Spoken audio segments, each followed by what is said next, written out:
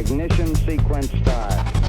6, 5, 4, 3, 2, 1, 0. All engine running.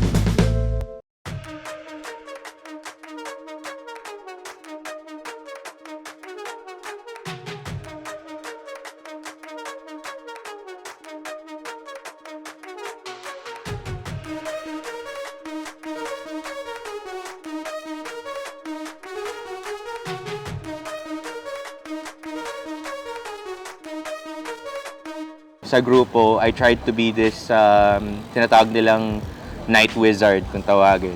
So every scooter in the market, dito alam ko lahat. So specs wise, even if you just tell me what the weight is, I can give you 5 immediately. Like, oh, scooters under that weight, sure, here are the lists. Can go through. Kasi the passion of scooters just kept growing and growing the longer I stay in this group. And parang yun nga, and that makes me want to think na if I'm gonna be this passionate, might as well get something that would last me for a very long time. Top 3 ko sa entry level I would recommend is depende on how far you're gonna go. Pinaka-reliable na scooter para sa akin, although wala siyang suspension, is the Xiaomi. Readily available to any store ever. Lazada, Shopee, you name it, every part is available. You can order it, do a DIY. It's very easy to make.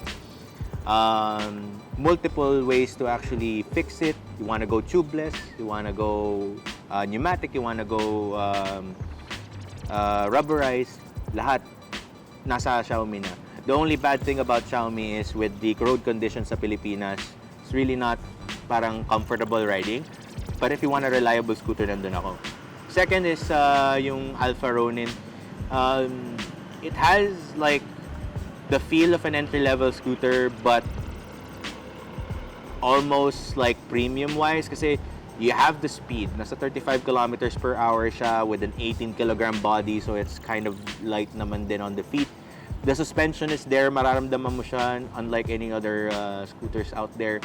So, maganda siya, and with the new Ronin Alpha V2, it actually has a bigger battery size, so it can go up to 45 kilometers.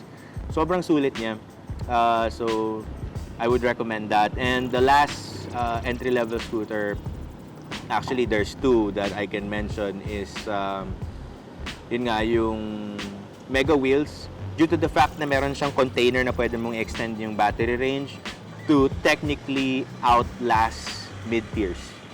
So, napakaganda ng upgrade na yun to the point na, oh, if I don't want any other scooter, if I'm just a normal commuter, na talagang I'm not passionate about scooters, but I really want to be more practical about my decisions, yun. And lastly, certainly not the least, the DD400.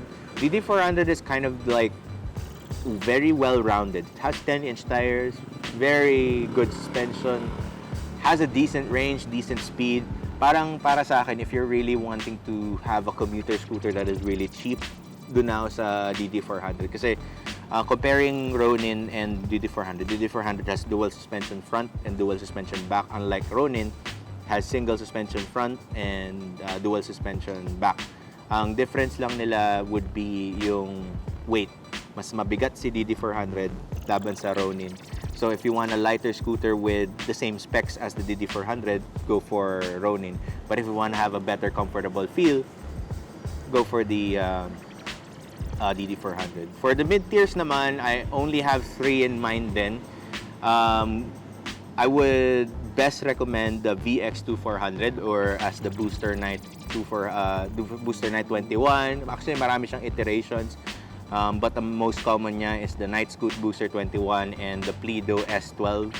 So, ikaw bahala kung saan mo gusto pumunta doon. It's one of the best mid-tier scooters that I've seen kasi it's very versatile. Specs-wise, sakto lang siya.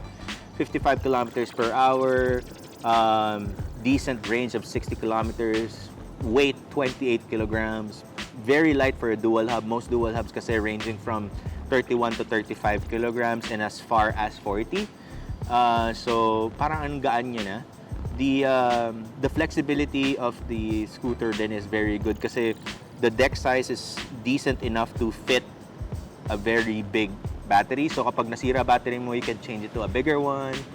The hubs are also very flexible kasi it has a peak of 1,200. So you can actually get away with upgrading your voltage to a higher percentage to increase the torque even more. The stem height is good for people around 5'6" to 6 feet. So kaya nilang yan entertain. And overall, the folding mechanism is easy. So parang overall, it's like sweet spot of mid-tier scooters. The next mid-tier scooter I'd like to discuss then is well, it's almost high-end because of the price, pero for this price point, I would say na Nanrobot D6. I think for Bryce it's the high-end, pero based on its specs, I'm very technical kasi specs-wise, it's a mid-tier scooter. Kasi there's a lot of scooters that has the same specs as this, pero priced lower. The thing about D6 Plus is how premium it is that the suspension is just golden. Sobrang ganda, wala kang masasabi doon. And yung speed niya is sakto lang, 65 kilometers per hour with a 65 kilometer range. It's very decent. Okay na okay siya. And yun, talagang lilipad ka sa clouds. And the last, so certainly not the least in terms of the mid-tier scooters, I would say this is already a premium brand, but I would go for the Mantis Pro. The reason why I like Mantis Pro so much, well, honorable mention is the Wolf Warrior X, which is the new version na nilabas ni Kabu, and the Mantis Pro. Both have similar specs actually. Si Wolf Warrior X kasi is more of for people who are in an extremist. Talagang gusto ng speed and talagang stiff yung handlebars. Talagang you will see na macho ka talaga. Pero it's not yet a high-end scooter kasi it's lower than this. So I would not say that's a high-end scooter. It's mid-tier. But you can feel it's a high-end. It can go up to 80 kilometers, 75 kilometers. And same goes with Mantis Pro. The Mantis Pro's difference naman with the Wolf Warrior X is that Mantis Pro has a lighter feel. It's actually lighter than the VX. It's around 28 kilograms, so it's 1 kilogram lighter. It's more portable. It has the best suspension in the business then, and it also has the best controller in the business. So it's a really good premium mid-tier scooter that you can find in the market, and I really like how it's built kasi for smaller people, not like me, bagay na bagay siya. Sobrang slim, kasyang-kasya sa likod ng kotse. Very practical. Yung Wolf Warrior is more for extremists. Talagang, kung gusto mo talaga ng feel ng malaking scooter, pwede yun.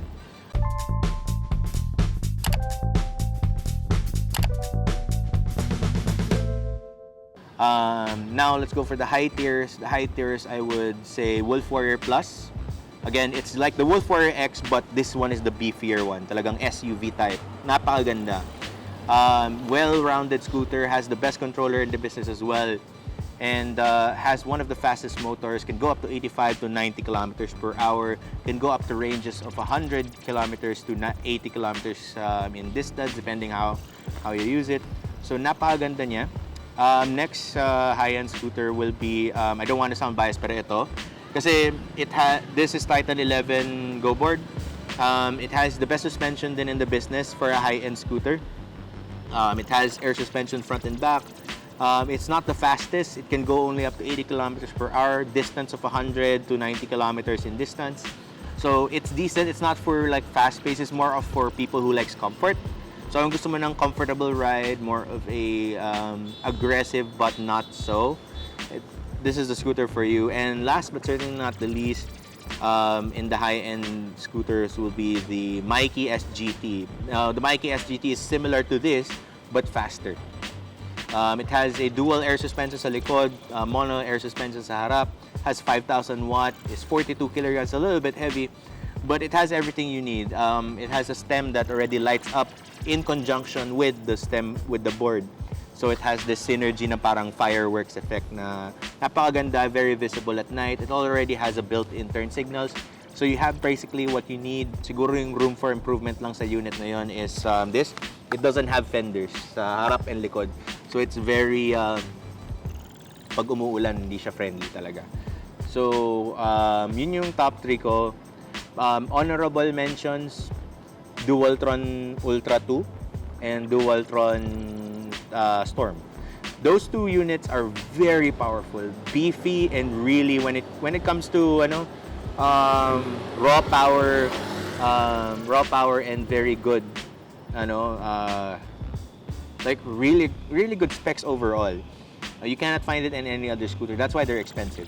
Although para sa akin kasi it's not ideal na kasi it's way too expensive. Like 250 to 280k. It can go up to 300. And and the next honorable mention will be the fastest scooter around realistically. There is one called Ryan, but that's not realistically viable kasi that's only a 7-kilometer range unit kasi it's really for drag racing talaga. But honorable mention is the WePed FF. Can go up to 120 kilometers per hour and has a really decent battery of 30 Ah, but of course kapag in-exceed mo yun, mababa lang yung range nun. But otherwise, it is built great. Ang ayaw ko lang kasi sa WePed is like the floor distance is very low. It's very low to the ground, but it's built that way because of its speed. Kasi kapag ganito kataas yung unit mo and you're going at that speed, it's dangerous kapag ganyan kataas. It needs to be very low to the ground. So, yeah, those are the units na talagang nakikita kong just for extremists and fanatics. So, those are the high ends that I would really recommend as of now.